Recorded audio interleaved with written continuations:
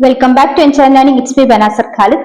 കഴിഞ്ഞ ക്ലാസ്സിൽ നമ്മൾ സംഖ്യകളും അടിസ്ഥാന ക്രിയകളും എന്ന ടോപ്പിക്കാണ് പഠിച്ചുകൊണ്ടിരുന്നത്.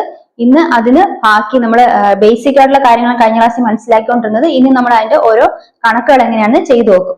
അപ്പോൾ ആദ്യമായിട്ട് നോക്കാം. നമുക്ക് എണ്ണൽ സംഖ്യകളെ കുറിച്ച് ആദ്യം മനസ്സിലാക്കാം. ആദ്യമായിട്ട് നമ്മൾ മനസ്സിലാക്കാൻ പോകുന്നത് ആദ്യത്തെ n എണ്ണൽ സംഖ്യകളുടെ തുകയാണ് മനസ്സിലാക്കുന്നത്. ആദ്യത്തെ n എണ്ണൽ സംഖ്യകളുടെ തുക എന്ന് പറയുന്നത് n into n plus 1/2 ആണ്. ആദ്യത്തെ n എണ്ണൽ സംഖ്യയുടെ തുക എന്ന് പറഞ്ഞാൽ എത്രയാണ്? n into n plus 1/2 എന്നാണ് ആദ്യത്തെ n എണ്ണൽ സംഖ്യയുടെ തുക കണ്ടെത്താനുള്ള ഫോർമുല. അപ്പൊ നമുക്ക് ഓരോ ക്വസ്റ്റ്യൻ ആയിട്ട് ചെയ്ത് നോക്കാം. ആദ്യത്തെ ചോദ്യം, ആദ്യത്തെ 100 എണ്ണൽ സംഖ്യകളുടെ തുക കണ്ടെത്താൻ. ആദ്യത്തെ 100 എണ്ണൽ സംഖ്യകളുടെ തുക കണ്ടെത്താൻ. 100 എണ്ണൽ സംഖ്യകളുടെ തുക കണ്ടെത്തുന്നത് എങ്ങനെയാണ്? ഇവിടെ നമ്മൾ n into n plus 1/2 എന്നതാണ് n എണ്ണൽ സംഖ്യകളുടെ തുക കണ്ടെത്താനുള്ള ഫോർമുല.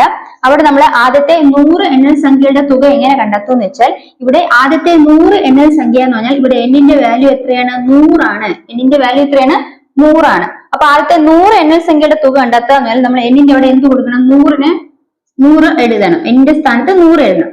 അപ്പൊ n into n1 എന്ന് പറഞ്ഞാൽ 100 into 100 plus 1/2. 100 into 100 plus 1/2. അപ്പൊ എങ്ങനെ എഴുതും? 100 into 100 plus 1 എന്ന് പറയുന്നത് എന്താണ്? 101. 100 into 101/2 എന്ന് കിട്ടും. അതായത് 100 into 101/2 എന്ന് കിട്ടും. അപ്പൊ നമ്മൾ എന്ത് ചെയ്യണം? ഇനി നമുക്ക് എന്താണ് ഹരിക്കാൻ പറ്റുന്നതൊക്കെ നമ്മൾ ചെറുതാക്കാൻ പറ്റുന്നതിനൊക്കെ ചെറുതാക്കണം. 2ഉം 100ഉം വെട്ടിപ്പോവും. 2ഉം 100ഉം വെട്ടിപ്പോവും. ഇവിടെ 5 0 അങ്ങനെ 50.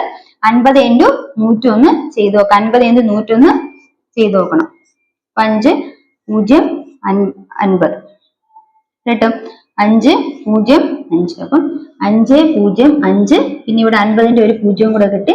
ഇതാണ് 5050 എന്നാണ് ആൻസർ. അപ്പൊ n എണ്ണൽ സംഖ്യയുടെ തുക കണ്ടെത്തുന്നത് എങ്ങനെയാണ്? n എണ്ണൽ സംഖ്യയുടെ തുക കണ്ടെത്താനുള്ള ഫോർമുല എന്ന് പറയുന്നത് n into n plus 1/2 ആണ്. n into n plus 1/2 ആണ്. അപ്പൊ അങ്ങനെയാണെങ്കിൽ ആദ്യ ചോദ്യത്തിൽ 100 എണ്ണൽ സംഖ്യയുടെ തുക എങ്ങനെ കണ്ടെത്താം? 100 എണ്ണൽ സംഖ്യയാണ്. അപ്പൊ എണ്ണൽ സംഖ്യയുടെ എണ്ണം എത്രയാണ്? 100 ആണ്. അപ്പൊ n ന്റെ സ്ഥാനത്ത് നമുക്ക് 100 കൊടുക്കാം. ഇനി n into n plus 1/2 എന്ന് പറഞ്ഞാൽ എന്താണ്? 100 into 100 plus 1/2. അതായത് 100 into 101/2. അതായത് 100 into 101/2 ഉം 100ഉം വെട്ടിപ്പോകും. 50 കിട്ടും. 50 into 101 is equal to 5050 എന്ന് ആൻസർ കിട്ടും. ഇങ്ങനെയാണ് ആദ്യത്തെ 100 എണ്ണൽ സംഖ്യയുടെ തുക കണ്ടെത്തുന്ന രീതി. അപ്പൊ ആദ്യത്തെ n എണ്ണൽ സംഖ്യയുടെ തുക കണ്ടെത്താനുള്ള ഫോർമുല എന്താണ്? n into n plus 1/2. ഇനി അടുത്തൊരു ക്വസ്റ്റ്യൻ നോക്കാം.